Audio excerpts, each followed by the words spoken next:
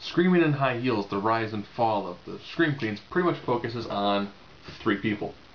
Brinke Stevens, Michelle Bauer, and Linnea Quigley. The ones who are the most iconic when it comes to Scream Queen category. And they discuss it being those three predominantly because they were the ones who really kind of got the genre started and are the ones who actually put lots of time and effort into it. So I left out some of the ones that are...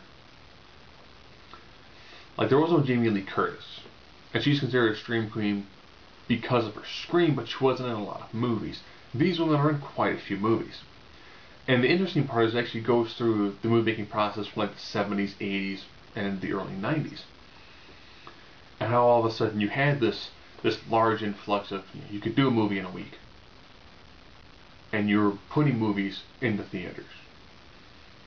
And then when the theaters kind of quit running some of the more lower budget horror films, it was pretty much, alright, we need to fill up the shelves in our video store.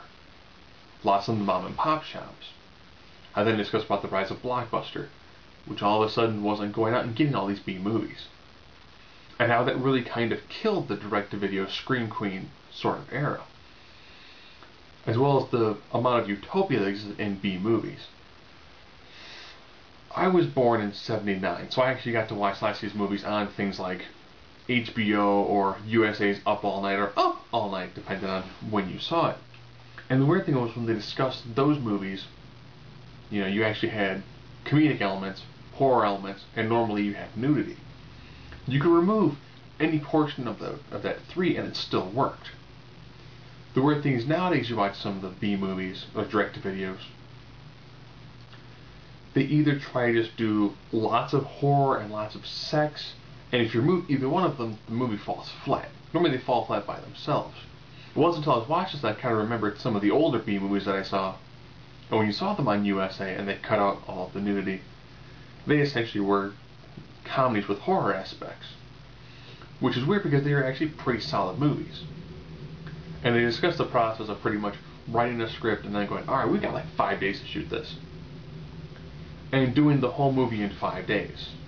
As well as having to learn how to do practical effects and other effects pretty much in the process. You didn't really have computers and a lot of the skills that we have nowadays to make movies. It was a very interesting look at a very specific aspect of the world of horror, all through the eyes of three very specific individuals who kind of were the icons of it. Some of their personal backgrounds and whatnot. It was a really interesting look at a very specific portion of the horror genre.